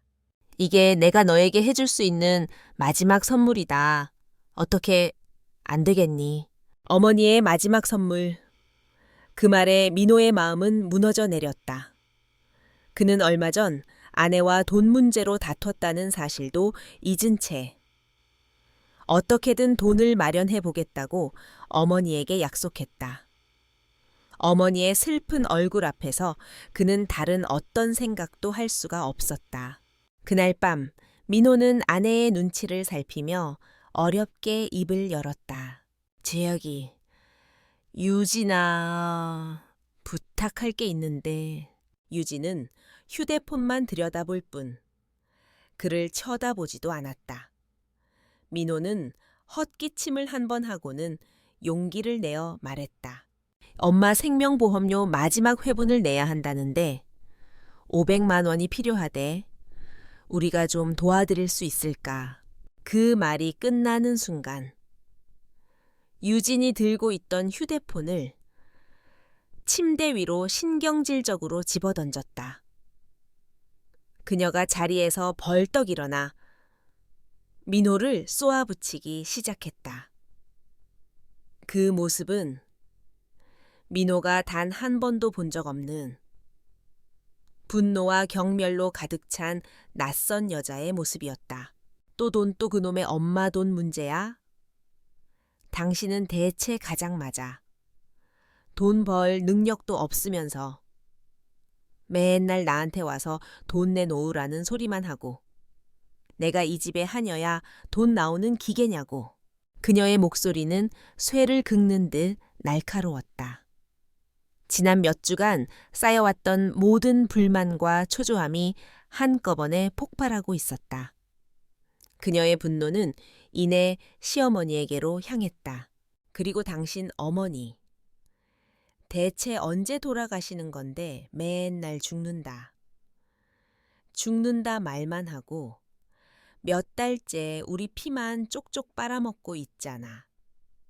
안 그래도 없는 살림에 빚 갚아줘. 병원비 대줘. 이젠 보험료까지 내놓으라고. 그 늙은이가 하루라도 빨리 죽어야 우리도 숨통이 트일 거 아니냐고. 늙은이. 피를 빨아먹는다. 하루라도 빨리 죽어야 한다. 그 끔찍하고 잔인한 말들이 유진의 입에서 거침없이 쏟아져 나왔다. 그것은 더 이상 말실수가 아니었다.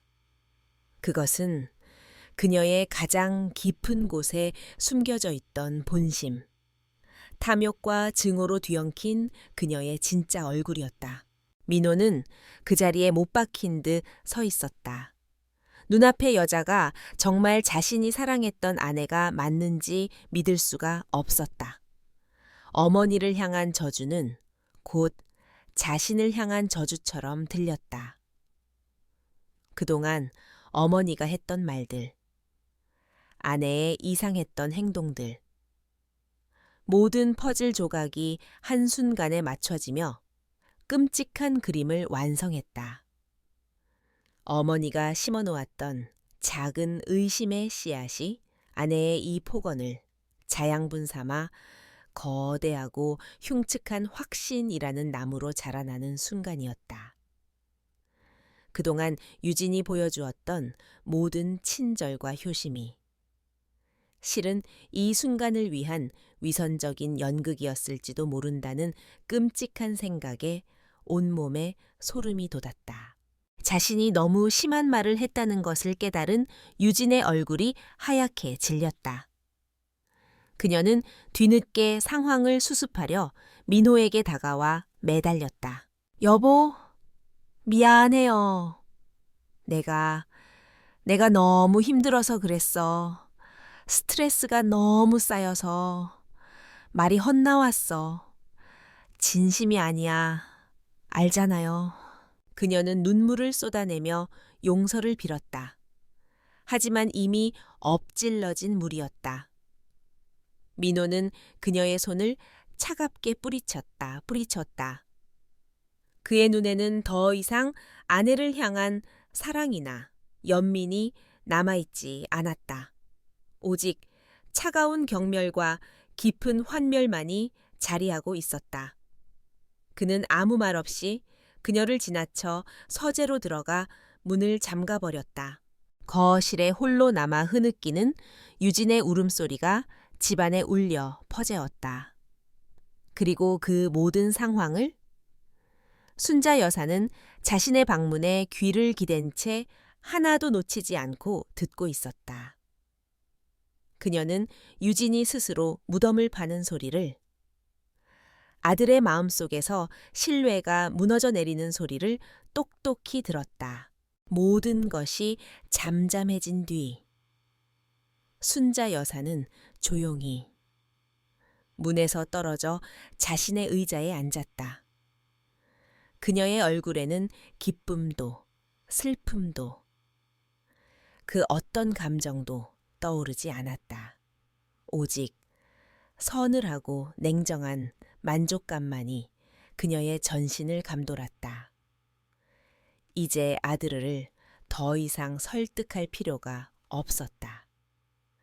며느리 최유진이 자신의 입으로 자신의 진짜 정체를 아들에게 증명해 주었으니까. 그녀가 일으킨 바람은 이제 걷잡을 수 없는 폭풍이 되어 저 완벽했던 가면을 갈기갈기 찢어버리고 있었다. 유진의 폭언이 터져 나온 그날 이후 집안에는 위태로운 평화가 찾아왔다. 유진은 자신의 실수가 얼마나 치명적이었는지를 깨닫고 필사적으로 관계를 회복하려 애썼다. 그녀는 민호에게 눈물로 용서를 빌었고 순자 여사에게는 이전보다 몇 배는 더 지극정성으로 굴었다.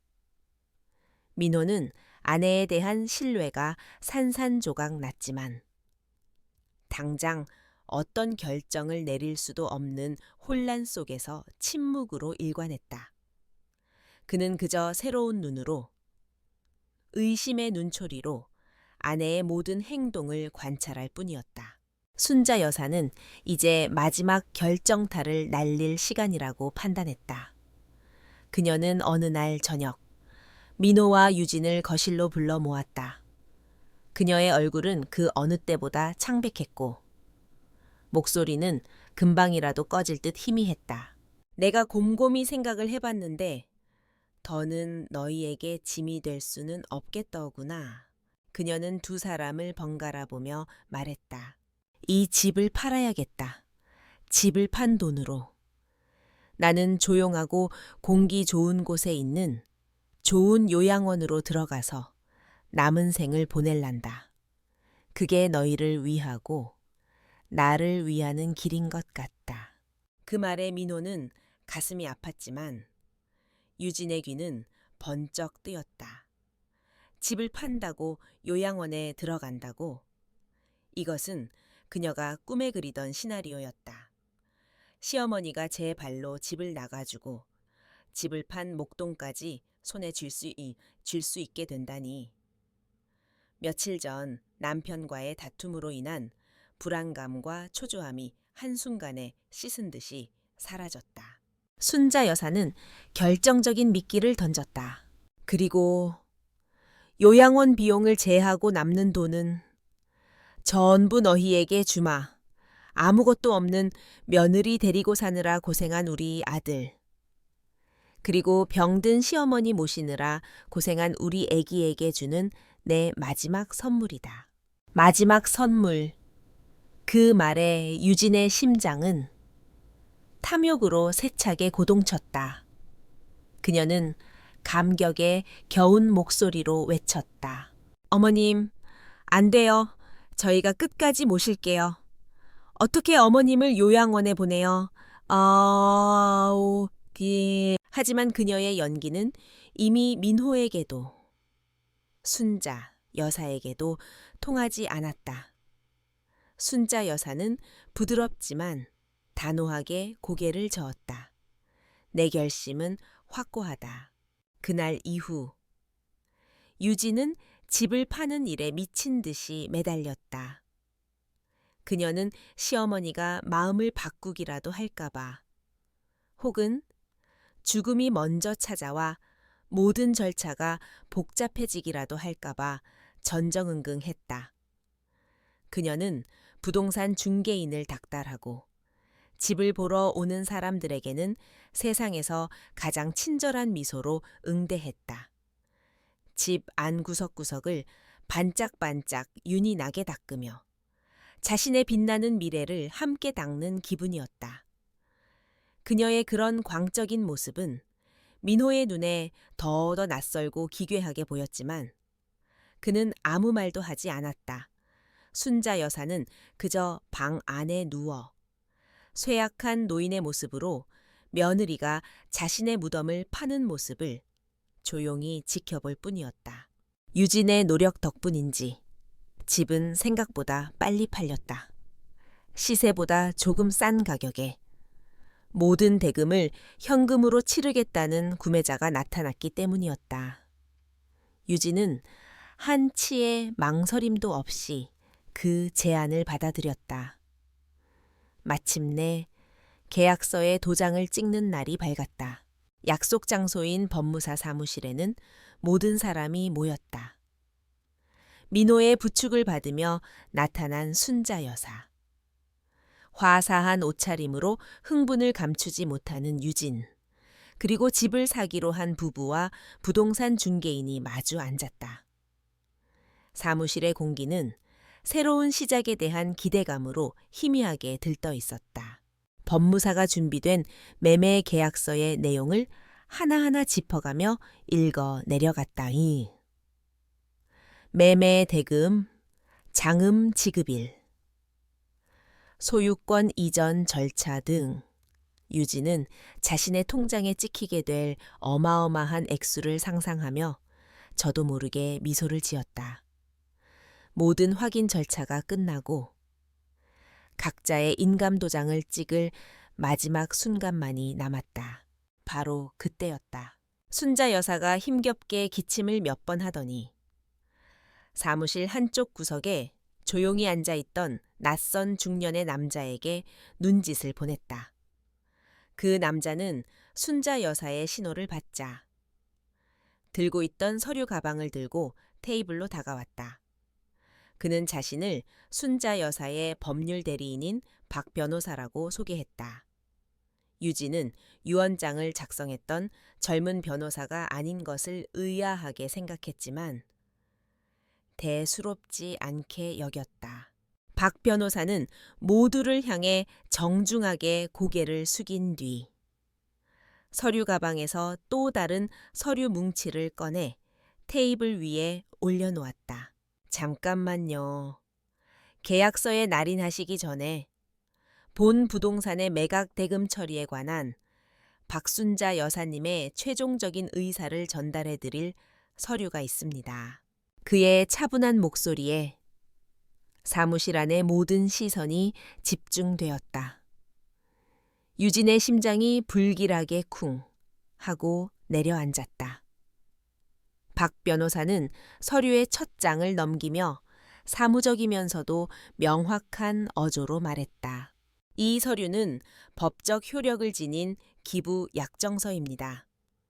이 약정서의 내용에 따라 금일 매각되는 주택의 매매 대금 전액은 각종 세금 및 재반 비용을 제외하고 박순자 여사님께서 지정하신 햇살 아동복지재단으로 즉시 기부될 예정입니다. 사무실 안에는 숨 막히는 정적이 흘렀다.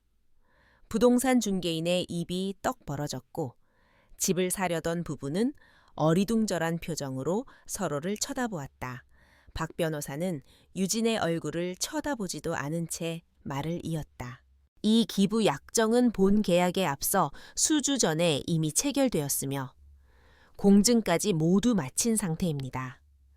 따라서 이 자리에서 그 내용을 번복하거나 철회하는 것은 법적으로 불가능함을 알려드립니다. 기부. 유진의 머릿속이 하얗게 비어버렸다. 그녀는 자신이 무슨 말을 들은 것인지 이해할 수가 없었다. 그녀가 그토록 애써서 팔려고 했던 집, 그녀의 미래를 보장해 줄 것이라고 믿었던 그 거액의 돈이 전부 생전 처음 들어보는 무슨 재단으로 넘어간다고.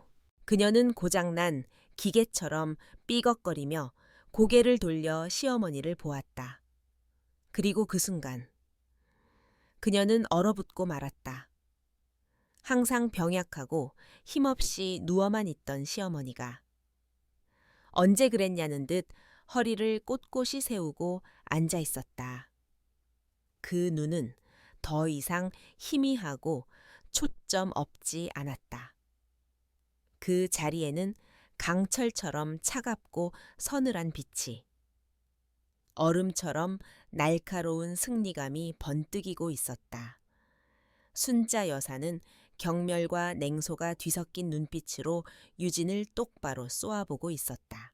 박 변호사는 마지막 확인 사살을 하는 것을 잊지 않았다. 참고로 말씀드리면 박순자 여사님의 다른 모든 금융자산 또한 여사님께서 생전에 정리하셔야 할 개인적인 채무를 변제하는 등의 목적으로 이미 모두 처분되어 남은 것이 없음을 알려드립니다. 그제야 유진은 모든 것을 깨달았다. 유언장, 요양원, 그 모든 것이 자신을 속이기 위한 거대한 연극이었다는 것을.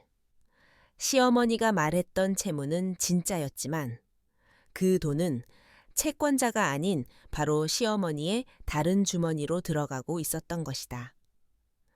자신은 완전히 속았다. 자신의 손으로. 자신의 탐욕을 위해 시어머니의 재산을 공중으로 날려버리는데 앞장선 광대짓을 한 것이다. 희열로 가득 찼던 유진의 얼굴에서 핏기가 사라지고 그 자리를 경악과 불신, 그리고 이내 참을 수 없는 분노가 채워나갔다. 그녀는 자신의 인생 전체가 송두리째 부정당하는 듯한 충격 속에서 복수의 화신이 되어 돌아온 시어머니를 망연자실하게 바라볼 뿐이었다. 법무사 사무실에서 집으로 돌아오는 차 안은 숨 막히는 침묵만이 가득했다. 아무도 입을 열지 않았다. 민호는 돌처럼 굳은 얼굴로 운전대를 잡고 있었고 조수석에 앉은 유진은 분노와 충격으로 온몸을 가늘게 떨고 있었다. 그리고 뒷좌석의 순자 여사는 이 모든 폭풍의 눈 한가운데에 있는 사람처럼 미동도 없이 고요하게 앉아 있었다. 그녀의 존재감은 그 어느 때보다 무겁고 위압적으로 차 안을 짓눌렀다. 민호의 머릿속에서는 모든 조각들이 미친 속도로 맞춰지고 있었다. 어머니의 갑작스러운 쇠약함, 친구분의 섬뜩했던 경고, 아내의 이상했던 통화 내용, 가짜 빚, 명품 가방, 그리고 아내의 끔찍했던 폭언까지. 따로 흩어져 있던 사건들이 하나의 선으로 연결되자 상상조차 할 수 없었던 끔찍한 진실의 윤곽이 드러나고 있었다. 유진의 머릿속은 오직 어떻게 이 상황을 빠져나갈 것인가에 대한 생각으로 혼돈스러웠다. 변명, 눈물, 애원. 그녀는 자신이 가진 모든 무기를 떠올렸지만 방금 전 법무사 사무실에서 본 시어머니의 강철 같은 눈빛을 떠올리자 그 어떤 것도 통하지 않을 것 같다는 절망감이 엄습했다. 집에 도착하고 현관문이 닫히는 순간 팽팽하게 당겨져 있던 침묵의 끈이 마침내 끊어졌다. 먼저 폭발한 것은 유진이었다. 그녀는 이성을 잃고 시어머니에게 달려들듯 소리쳤다. 어떻게 저한테 이러실 수가 있어요? 제가 어머님을 위해서 얼마나 희생했는데요.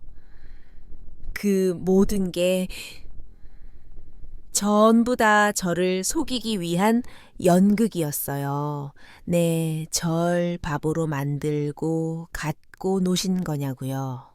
그녀의 목소리는 히스테릭한 절규에 가까웠다. 하지만 그녀의 분노가 순자 여사에게 닿기도 전에 민호가 그녀의 앞을 가로막았다. 그의 눈빛은 유진이 평생 한 번도 본 적 없는 차갑고 낯선 것이었다. 닥쳐. 그 입으로 지금 할 소리가 아니야. 민호의 낮은 목소리가 거실의 공기를 얼어붙게 만들었다. 그는 아내를 똑바로 바라보며 말했다. 당신이야말로 우리한테 무슨 짓을 한 거지? 당신이 숨기고 있는 게 대체 뭐야? 전부 다 말해. 그것은 민호가 아내에게 처음으로 진심으로 맞서는 순간이었다. 유진은 남편의 그런 모습에 순간 할 말을 잃고 주춤거렸다. 바로 그때 잠시 자신의 방으로 들어갔던 순자 여사가 다시 거실로 나왔다.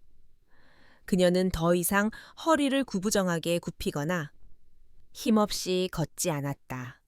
꼿꼿하게 편 허리, 흔들림 없는 걸음걸이, 총기가 되살아난 날카로운 눈빛, 그 모습은 병약한 노파가 아닌 오랜 전쟁에서 승리하고 돌아온 여장군과도 같았다. 순자 여사는 거실 중앙의 테이블로 다가가 들고 온 2개의 물건을 테이블 위에 올려놓았다. 탁, 탁, 작지만 단호한 소리가 거실 전체에 울려 퍼졌다. 첫 번째는 그녀가 몰래 빼돌렸던 검은 약물이 담긴 작은 유리병이었다. 2번째는 연구소에서 발급받은 흰 종이에 검은 글씨가 선명한 성분 분석 결과지였다. 그녀는 유진을 똑바로 바라보았다. 그녀의 목소리는 크지 않았지만 그 어떤 고함보다도 더 날카롭게 유진의 심장을 파고들었다. 이게 뭔지, 아니, 유진의 얼굴이 하얗게 질려갔다. 순자 여사는 그녀에게 대답할 기회를 주지 않고 차분하고 냉정한 목소리로 모든 진실을 풀어놓기 시작했다. 내가 시집 온 이후로 나는 네가 친딸보다도 더 예쁘고 고마웠다. 그래서 내 몸이 점점 이상해져도 나는 그저 내가 늙고 병들어서 그런 거라고만 생각했지. 단 한순간도 너를 의심하지 않았어. 그녀는 테이블 위에 유리병을 손가락으로 가리켰다. 하지만 이상했지. 네가 주는 보약을 마실수록 내 몸은 더 나빠졌으니까. 어지럼증, 복통, 기억력, 감퇴. 내 친구는 내 얼굴을 보더니 독에 중독된 사람 같다고까지 했지. 순자 여사는 천천히. 그러나 한마디 한마디에 무게를 실어 말했다.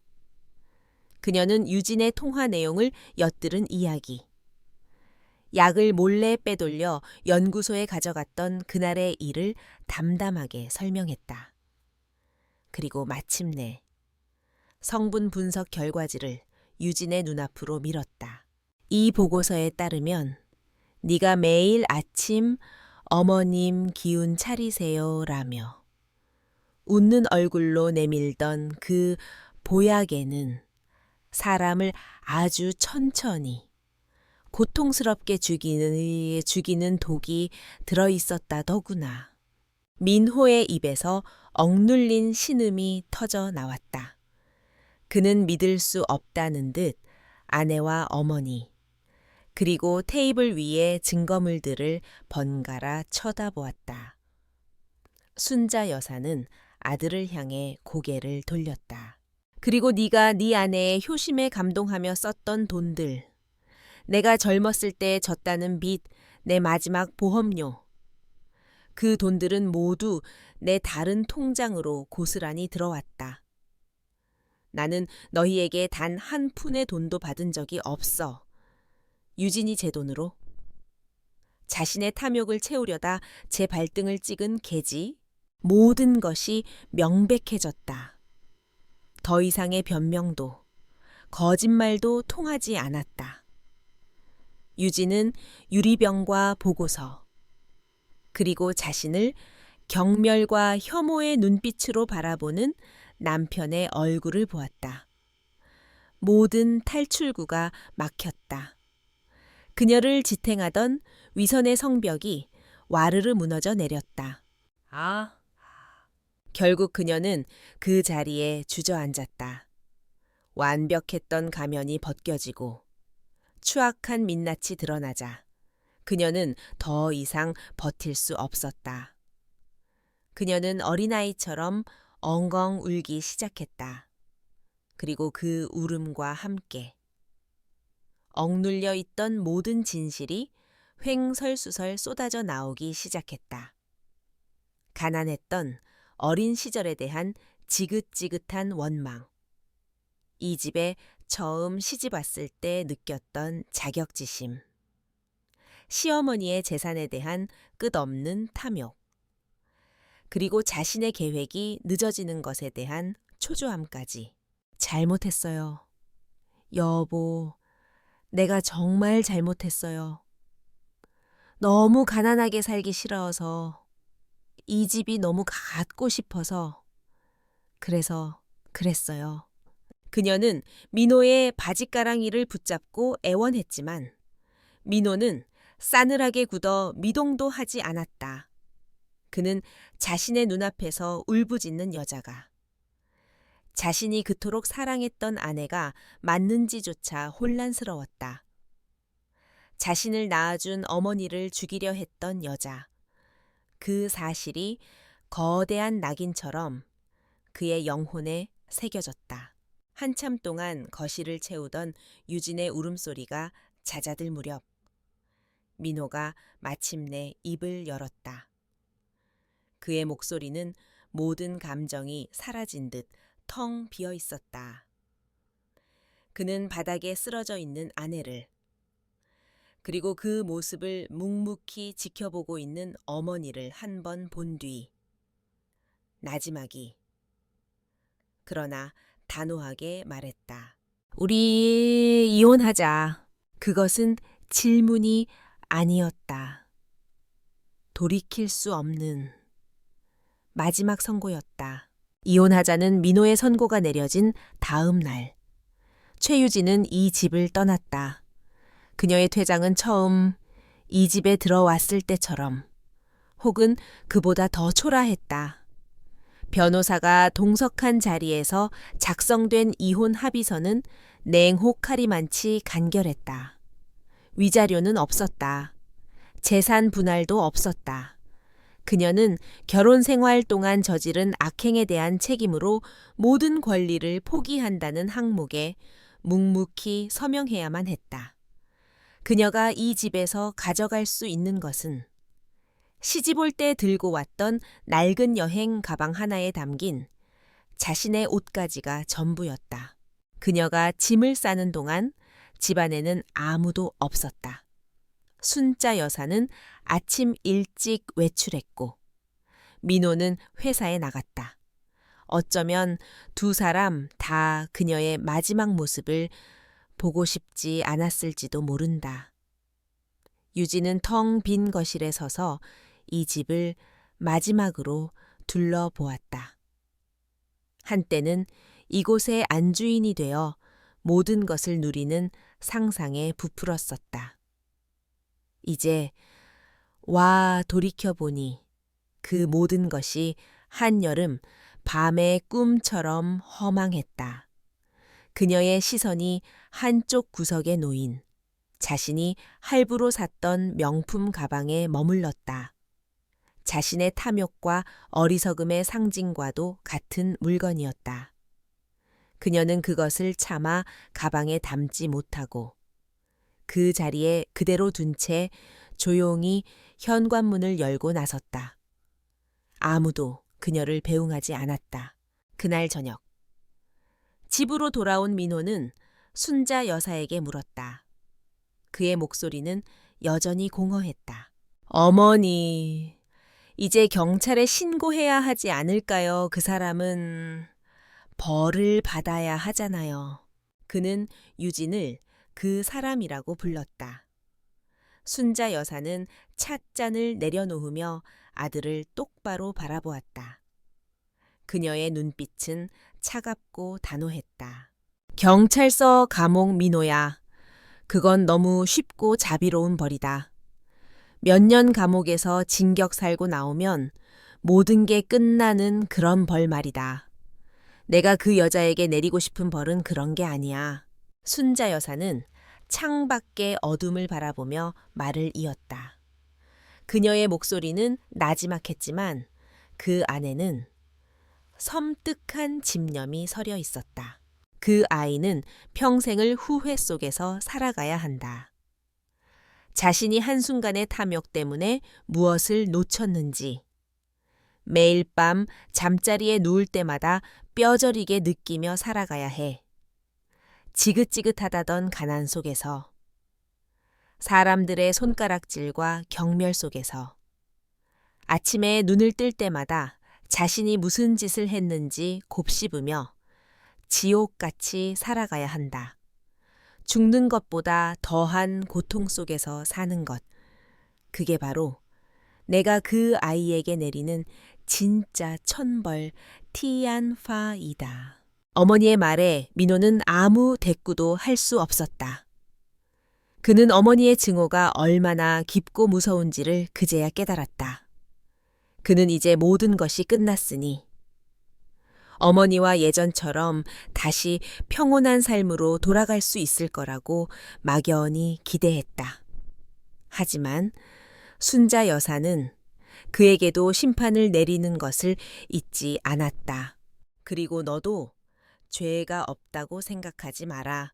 순자 여사의 차가운 시선이 아들에게로 향했다. 내 무관심과 어리석음이 집안에 독을 키웠다. 너는 네 어미가 매일 독을 마시며 죽어가는 것도 몰랐고 내 아내가 탐욕에 눈이 멀어 악마로 변해가는 것도 몰랐어. 가장으로서, 아들로서, 남편으로서 너는 그 모든 역할에 실패했다. 그게 바로 내 죄다. 어머니, 그러니 너도 네 죄값을 치러야지. 나는 이 집을 판 돈으로 얻은 내 몫의 재산을 가지고 조용한 곳에서 작은 집을 얻어 여생을 보낼 것이다. 내게는 단 한 푼도 물려주지 않을 게다. 너는 이제 내 힘으로 처음부터 다시 시작해. 네가 저지른 실패의 무게를 평생 짊어지고 살아가거라. 순자 여사의 말은 아들에게 내리는 사형 선고나 다름없었다. 그는 아내뿐만 아니라 어머니와 자신의 미래까지 모두 잃어버렸다는 사실을 깨달았다. 며칠 뒤 집을 산 새로운 주인이 이사를 들어왔다. 이삿짐 센터 직원들이 분주하게 오가며 텅 빈 집에 새로운 가구들을 채워 넣었다. 순자 여사와 민호가 함께했던 세월의 흔적들은 그렇게 하나씩 지워져 갔다. 행복했던 기억, 거짓된 웃음, 끔찍했던 진실, 그 모든 것이 텅 빈 공간 속에서 유령처럼 떠돌았다. 민호가 먼저 그 집을 떠났다. 그는 회사 근처에 작은 원룸을 얻었다.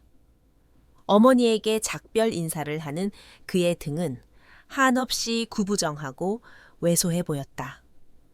그는 자신의 나약함이 한 가정을 어떻게 파멸시켰는지를 절감하며 무거운 발걸음을 옮겼다. 마지막으로 집을 나서는 것은 순자 여사의 몫이었다. 이삿짐이 모두 빠져나가고 텅 비어버린 것일. 그녀는 홀로 그 중앙에 서 있었다. 가구들이 있던 자리에는 먼지가 앉은 자국만이 희미하게 남아 한때 이곳에 삶이 존재했었음을 증명하고 있었다. 창문으로는 붉은 저녁 노을이 길게 들어와 텅 빈 공간을 더욱 황량하게 비추고 있었다. 그녀는 이겼다. 자신의 목숨을 지켰고 자신의 재산을 지켰으며 자신을 해하려 했던 원수에게 끔찍한 복수를 했다. 하지만 그녀가 얻은 것은 무엇인가? 텅 빈 집, 조각난 가족, 그리고 지독한 고독뿐이었다. 그녀는 복수를 위해 모든 것을 불태웠고 그 잿더미 속에는 그녀 자신도 함께 남겨졌다. 순자 여사는 천천히 현관으로 걸어갔다.